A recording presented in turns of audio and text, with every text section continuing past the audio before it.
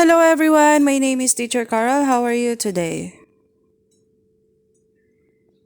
Okay, I'm good. Please get your book Science in Action 4 and please open your book on page 137. Okay, please open your book on page 137. Get your book Science in Action and please open your book on page 137.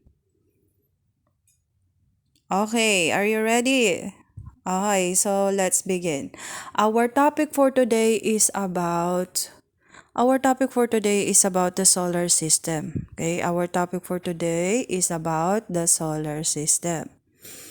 Okay, so here on page 137, okay, so we have an activity. Okay, we have an activity, make a model of the solar system. Okay, make a model of the solar system. So what are the characteristics of the solar system?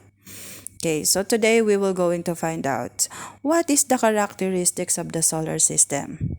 Okay, our learning objectives is to create a solar system model in order to explain its characteristics. Okay, and then instructions, read and follow the instruction, then record your findings and answer the questions.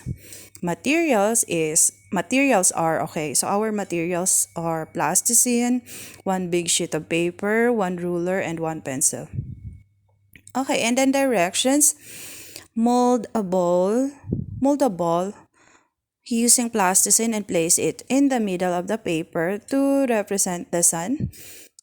Then write the word sun next to the ball of plasticine. The number 2, mold plasticine into different sized balls and imagine that each ball represents a different planet in the solar system. Then place them on the paper in the correct order of the 8 planets. Write the name of each planet next to the balls of plasticine. Okay, so we don't have to do this, okay? After my video, I will send you this example. Okay, so this is an example of the solar system. Okay, that's the sun. The sun is the center. Okay, the sun is in the center of the solar system. Okay, the sun. And then the first planet is the Mercury. And the next is Venus. And then the third is Earth. So that this is in order, okay? First is Mercury, second is Venus, third is Earth, fourth is Mars, fifth is Jupiter, and sixth is Saturn, seventh is Uranus, and eighth is Neptune. Okay, so that's in order. Okay, so you just have to write it here. Okay, record of activity results. So you have to write what's the name of the 8 planets. Okay, write the name of each planet. Write the name of each planet here. Okay, so there, after my video, I will send you this, okay? And then let's answer. Okay, so this one is an example. Okay, so I will send you this too. Okay, and now please open your book on page 138. Okay, page 138, color in the circle next to the correct answers. Number 1.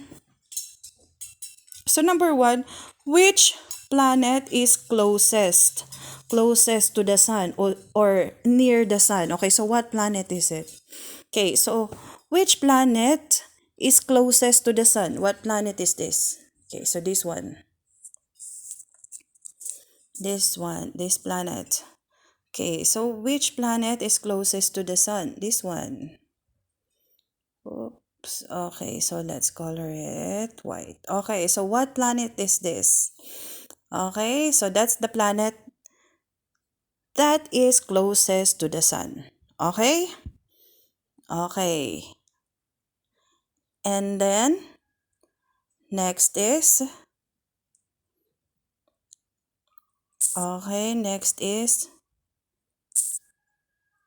next question is, which planet is the fifth one from the sun? So which planet is the fifth or number 5 from the sun? Okay? Which planet is the fifth one from the sun? Okay, so let's take a look again, okay? Now let's count. Okay, so let's count them. Which planet is in the fifth place? Okay, so 1 is Mercury, 2 is Venus, 3 is Earth, and then 4 is Mars, and the fifth one is, what planet is it? It's, okay, so please answer your book, okay? What is this planet? It's planet. Okay, good job. Now, please answer your book, okay? Okay. Now, let's move on to question number 3. Okay, now let's move on to question number 3. How do the planets orbit? Okay, how do the planets orbit? Okay, so the planets orbit, it means turn around. Okay, turn, turn. Okay, orbits, that's the orbit. Okay, orbit. How do the 8 planets orbit? First choice is orbit around the sun and rotate themselves. Okay, first is orbit around the sun and rotate themselves.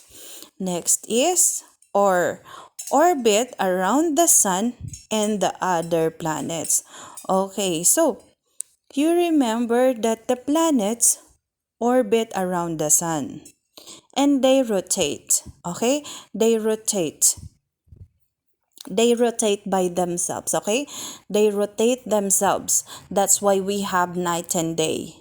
Okay, that's why we have night and day, because the planet rotate themselves. Okay, so the planet orbit around the sun and rotate themselves. Okay, understand? Okay, so that's the answer. Okay, and then number 4,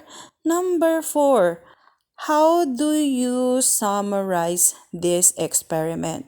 Okay, so how do you summarize this experiment? Okay, so your first choice is the solar system consists of the sun and 8 planets that orbits around the sun, or the solar system consists of the sun and 8 moons that orbit around the sun.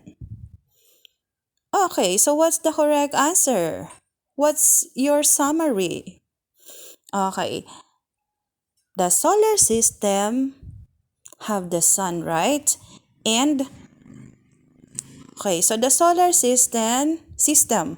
So the solar system consists of the sun. And how many planets? 1, 2, 3, 4.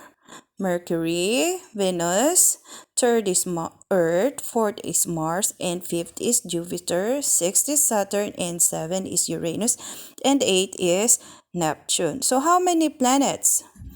Do you see moons? No. So there's no moon there, okay? So the solar system consists of the sun. Okay, so the solar system consists of the sun. This is the sun. Okay, the sun consists of the sun and the 8 planets. Okay, 8 planets, not 8 moons. Okay, understand? Okay, so that's it. Okay? Okay, now please answer your book. Okay, now please answer your book on page 138. Okay? Okay, page 138. Okay, so that's it for today. If you have any questions, please let me know. Okay? Goodbye, everyone. Thank you.